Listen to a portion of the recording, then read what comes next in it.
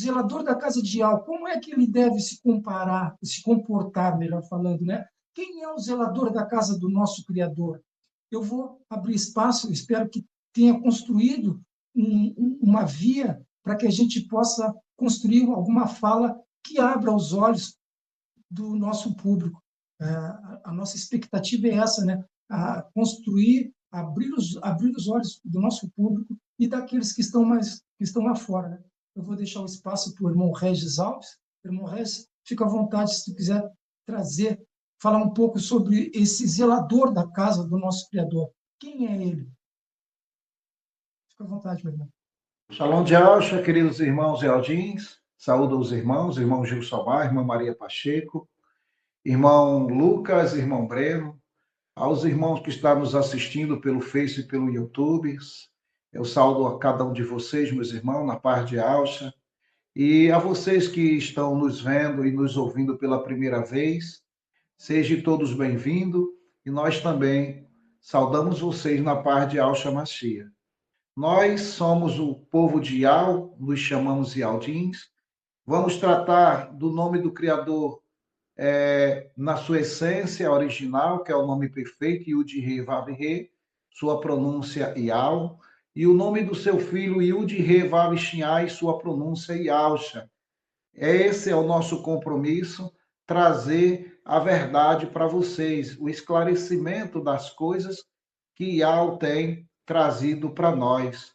E também nós, meus irmãos, temos que ser esse zelador que o irmão Gilsomar falou. Por isso que nós devemos investigar aquilo que foi trazido para nós, para que a gente possa compartilhar com os irmãos. Os textos são bem claros. Vai mostrar que existem dois comportamentos diferentes. Quando a gente pega o texto de João, vai mostrar um personagem agressivo, aonde o texto de Lucas vai mostrar um personagem completamente diferente nas suas atitudes. Só que o nosso podcast, ele se chama Verdades e Mentiras. Então, nós temos esse compromisso de mostrar para vocês o que é verdade e também mostrar para vocês o que é mentira. Em outras palavras, o que são narrativas. Esses textos, e Alcha deixa bem claro que o corpo ou essa casa de oração, o qual é referido aqui no texto, os compiladores deixou a entender que são templos onde as pessoas devem estar lá dentro, mas não são. É você, somos nós, é a nossa consciência ligada com o espiritual. Sabe por que eu falo isso? Eu vou convidar os irmãos para ir em Hebreus, abra sua Bíblia, nos acompanhe, confira. Em Hebreus, capítulo 3, versículo 4 e versículo 6. Vai nos mostrar quem são esses zeladores e como eles tomam atitudes para poder mostrar como funciona a obediência ao nosso Abba Yahweh. Vamos lá o texto. Hebreus, capítulo 3, do versículo 4 ao 6.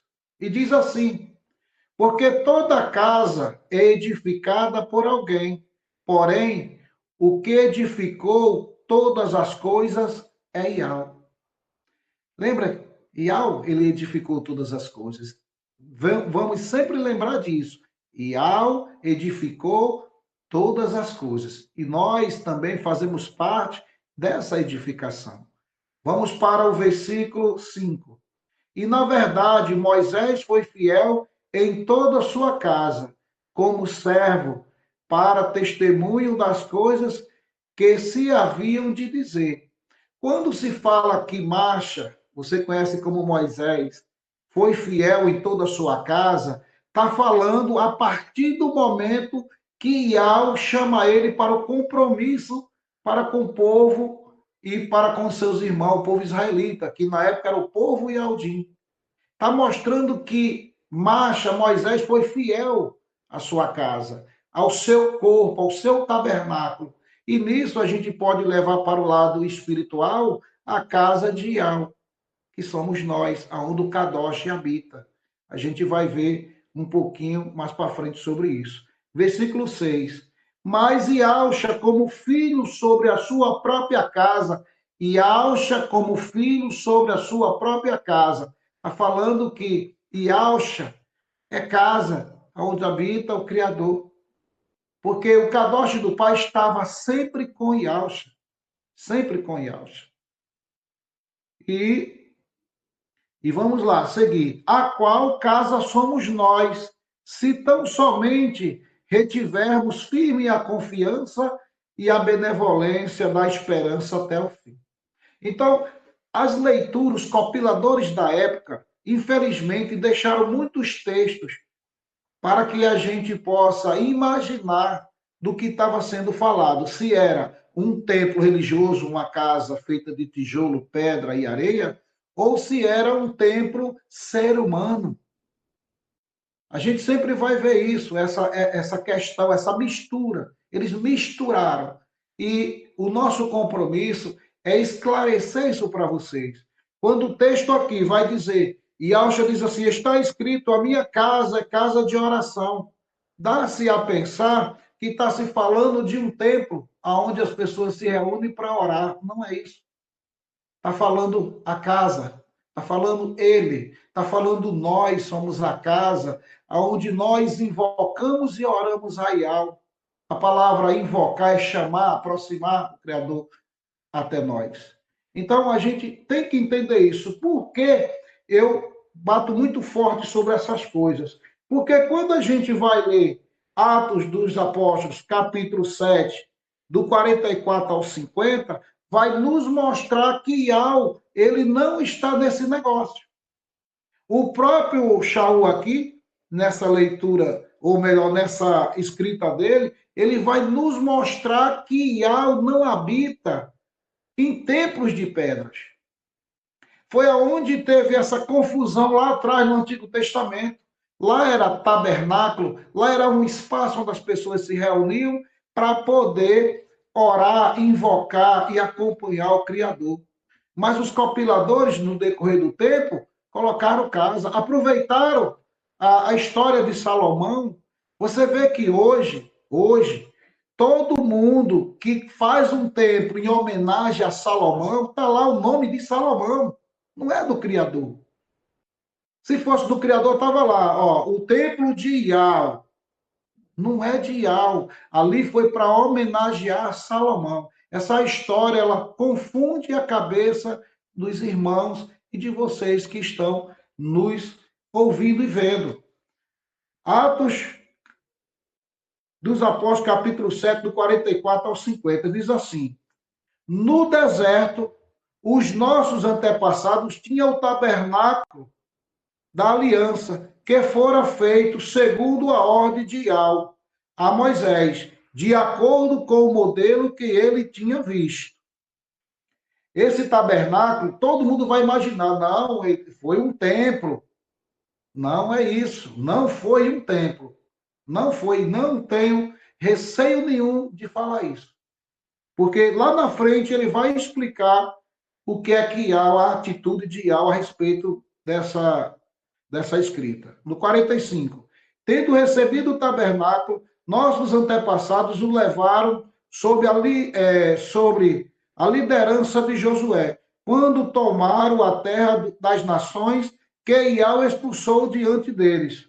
Esse tabernáculo permaneceu nessa terra até a época de Davi. Você vê que tem um movimento, tem uma ação sobre esse tabernáculo. Ele sai de um lugar e vai para outro. Se é uma casa fixa, um templo fixo, ele estaria ali, né? Estaria sem se movimentar. Você vê que aqui tem uma movimentação.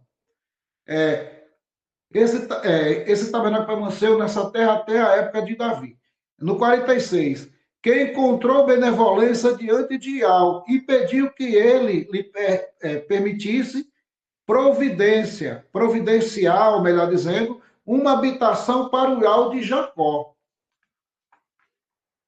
mas foi Salomão quem lhe construiu a casa. Você vê, foi Salomão que lhe construiu a casa. Agora, que casa foi essa? É um ponto de interrogação. Que casa foi essa? Será que realmente foi um templo de pedra para Iau? Ou será que essa história aqui foi apenas para poder atrair o leitor a ficar preso nessa leitura? Vamos lá no 40, versículo 48. Todavia, o Altíssimo não habita em casas feitas por homens, como diz o profeta. Esse profeta é o profeta Ishaial, no seu capítulo 66. Ele vai justamente explicar. Desde lá, o profeta já diz que o Criador não habita nesses templos. Desde lá de trás. No 49, ele diz assim: o céu é o meu trono, a terra o estrado dos meus pés. Que espécie de casa vocês me edificarão? Diz Iau. Ou onde seria meu lugar de descanso? Não foram as minhas mãos que fizeram todas as coisas? A questão é que os homens querem essa honra para si, aonde eles fizeram a compilação do jeito que eles quiseram, mudaram textos, mudaram palavras para poder as pessoas pensarem que Iau habitava dentro de um templo. Não, Iau sempre habitou dentro do ser humano. Sempre do ser humano, porque ele é o edificador, ele que edificou tudo e todas as coisas, principalmente o ser humano, principalmente o ser humano. Então, a gente, quando pega esses dois textos e vai analisar, você vê que são duas histórias que mudam o sentido. Uma, supostamente, vou usar a palavra supostamente, uma é um personagem vingativo, agressivo, no outro, diz que ali, naquele ambiente, é a casa de oração. Para o povo entender essa casa de oração, que Yaucha, o Yaucha de Iau, o zelador, aquele que zelou e prevaleceu nas coisas de Iau, na sua benfeitoria, ele estava falando do corpo, que a gente tem que zelar, tem que cuidar, que a gente tem que ser esse zelador aos dias de hoje, porque em todo o tempo, Iau chamou pessoas para zelar, para ser esse zelador, melhor dizendo. No passado, foram os servos de Iau, a gente pode citar aí Abraão, Isaac, Jacó, foram os zeladores. Depois vieram os profetas, também foram os zeladores de Iau. Essa casa de Iau, porque a casa de Iau é o nosso próprio corpo, depois veio Yaucha, e Yaucha foi o maior de todos os zeladores dessa casa. Tanto ele zelou e manteve sua casa limpa, como zelou aquilo que Iau trouxe, que foi a sua palavra. Depois vieram os apóstolos, foram os zeladores. Depois discípulos, que são os aprendizes, foram os zeladores. E hoje, nesse tempo, somos nós. Somos os zeladores dessa casa. Por isso que nós temos que zelar essa casa aqui, para não deixar o pecado tomar conta. Porque se a gente deixar o pecado tomar conta, a gente vai cair em Mateus 12, 42, 45, onde diz: quando um espírito imundo tem saído do homem, acha a casa desocupada e varrida, e voltando, né, acha a casa desocupada e varrida e adornada, ele traz mais 7 espíritos piores se essa casa estiver vazia. Por isso que a nossa casa, ser humano, tem que estar cheia do Kadosh do Pai, do Ruach Kadosh do Pai. Para que esses espíritos imundos não encontrem essa casa vazia. Agora, tu imagina, um templo de pedra, tijolo, vai se cumprir o que fala aqui em Mateus, capítulo 12, 42, 45? Como? Não vai. A casa que se fala é o ser humano, e o maior de todos os zeladores é Yahshua Mashiach. Irmão Gilsomar? E quiser pesquisar e ver estudos sobre assuntos pertinentes ao que está sendo trazido aqui, vamos indicar alguns canais e redes sociais que falam sobre. São esses: Pelo YouTube, canal Atalaia Dial, ou acesse o site www.atalaiadial.com. Canal Virgens Prudente com a irmã Vânia. Também temos pelo YouTube o canal Guerreiros Dial com o irmão Tiaguinho. Pelo Telegram temos a opção Grupo Filadélfia Viva, um grupo abençoadíssimo, excelente para recepcionar aqueles que estão começando e que estão precisando de imersões. Um canal com atividade pelo dia todo, orações, intercessão, lives temáticas, louvores, estudos e vigília, tudo para a honra e glória do nosso Criador. Temos também a opção pelo Facebook, digite na lupa Iaucha, a salvação dos que creem. E vai cair num grupo também ali do irmão Roberto Flávio, abençoadíssimo, esse que está conosco aqui. Louvado seja Yahweh. Temos também ainda, meus irmãos, a obra da caridade, a Focate, uma obra para a ajuda dos irmãos em Yahshua Mashiach que necessitam de um socorro bem presente, né? Então, tem esse grupo, Obra da Caridade, que está sempre ali dando uma mão ali, ajudando os irmãos, dando um socorro, né? Então, para quem sentir no coração de dar uma ajuda, tem o QR Code que está aqui do lado para a Pix, que cai direto na conta da Obra da Caridade com o grupo Afocate. Ainda fica uma observação, meus irmãos, que todos os grupos anunciados aqui fazem um trabalho independente, apesar de sermos irmãos em Yahshua Mashiach.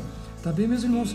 Cada grupo faz o seu trabalho, então é independente. Nós aqui só estamos anunciando para dar opções para cada um de vocês, ouvintes que estão e podem estar nos seguindo aqui. Louvado seja Yahweh. Então tá, meus irmãos, vamos voltar rapidinho, porque esse podcast está tremendo demais e a gente não pode perder um minutinho. Louvado seja Yahweh, vamos para cima.